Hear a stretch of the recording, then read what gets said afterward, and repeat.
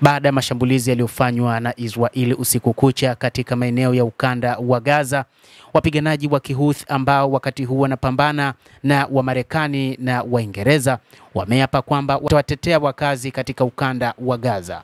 Wapiganaji hao wa Yemen wa Houthi wamelaani mashambulizi ya Israeli dhidi ya Gaza na kuwapa kuongezeka kwa mapigano, na wao watashiriki katika mapambano na kuhakikisha Israeli haifanyi mashambulizi tena kama ilivyokuwa katika kipindi kilichopita ambapo walisitisha mashambulizi baada ya Israeli kukubali kusitisha mashambulizi dhidi ya ukanda huo wa Gaza.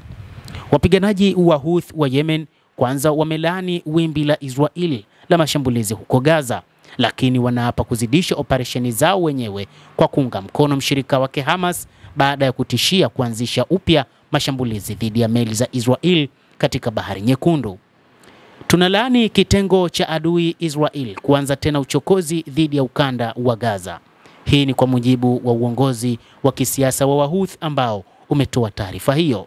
Wameeleza zaidi kusema kwamba watu wa Palestina hawataachwa peke yao katika vita hivi, na Yemen itaendelea na msaada na usaidizi wake na kuongeza hatua za makabiliano, taarifa ilieleza.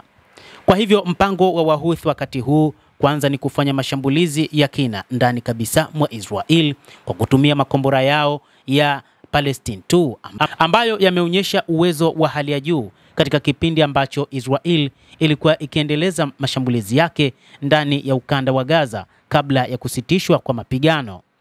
Wahouthi wamesema kwamba katika kipindi ambacho Israel itaonyeshwa kwamba kundi la wapiganaji wa Kihouthi lipo na lina uwezo wa kufanya lolote, ni katika kipindi hiki ambacho wameanzisha vuguvugu jipya la kuishambulia Gaza.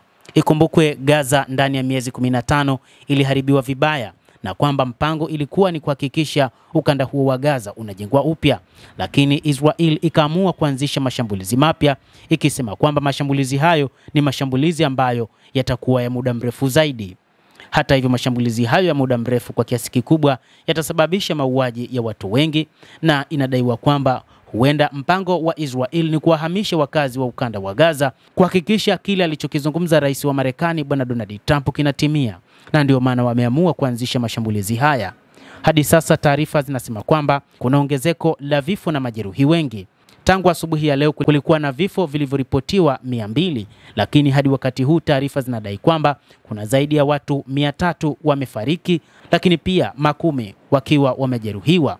Basi mtazamaji, endelea kutufuatilia, tutazidi kukujuza mengi ambayo yanajiri wakati huu kupitia The World News. Mimi ni Adam Hussein, endelea kutufuatilia wakati wote, endelea kuwa nasi.